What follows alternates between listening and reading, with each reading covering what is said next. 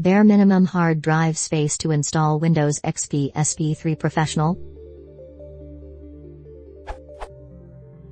Just enough for my drivers and my Windows XP setup will be more than enough. I will work from another partition and the system partition will be frozen.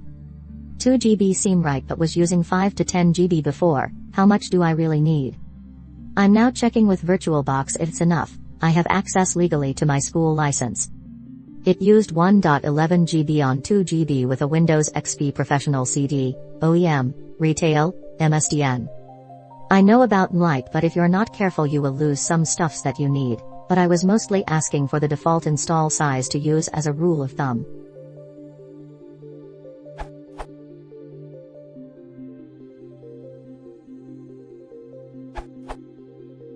This is just a possible solution to make the XP install take up less space. Have you ever heard of Light? Basically, it allows you to add/remove components to a Windows XP installation, for example drivers, applications, services, and create an unattended install if desired.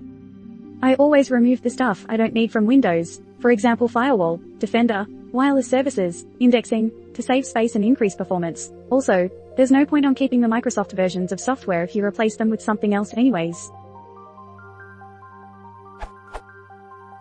I created one version for a virtual PC, so I basically ripped everything out of it, and got the final install size to under 300 MB, and if I compressed the image with WinRAR, the virtual hard disk shrank to 165 MB, the same size as the ISO. On my normal XP disk, which retains most functionality, including wireless, the install was about 400 to 500 MB, without a page file.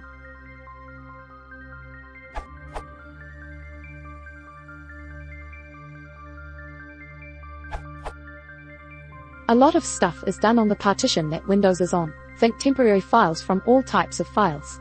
I once ran out of space while trying to extract a large set of files from an archive, even though I wasn't extracting to the partition Windows was on, but the unarchiver was saving some temporary files there. Also, a few programs, although installed on a different partition, copy some files to C:/by. On top of the minimum 4 GB everybody is recommending, I suggest you leave a little bit more, just in case. About 1 GB should be enough. It never hurts to have a bit of breathing room. Smile.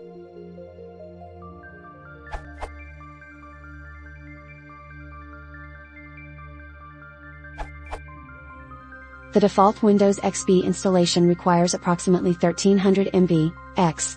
drivers, page file and hyperfile. Of course, that can be reduced significantly with utilities such as Light, better results but unforgiving.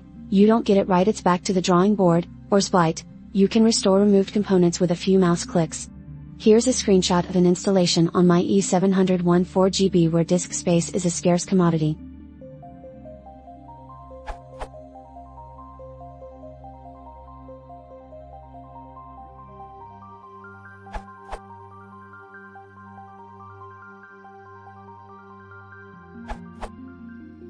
I don't recommend doing bare minimum installs in bare minimum spaces. That said, one trick to installing in less space is to install with minimal RAM. Why? Windows will create a page file that is 1.5x RAM. So if you allocate 1 GB of RAM, then you need an extra 1.5 GB for the page file. If you use a page file that's too small, you'll get low virtual memory messages and possibly cause the system to be unstable. But in terms of initial install, you can set the RAM for 128 MB in a virtual machine, and then do the install.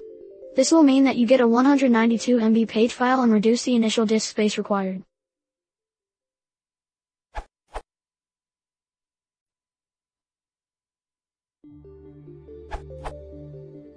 Personally, I'd do a normal install to a relatively larger drive, 10 GB or more, get everything set up, remove everything I don't need, then image that drive over to the smallest one. There is one bump up from the image size. So if it's a 790 MB image, put it on a 1 GB drive. Make sure you watch size constraints of event logs, registry, etc. Windows likes to spread itself out.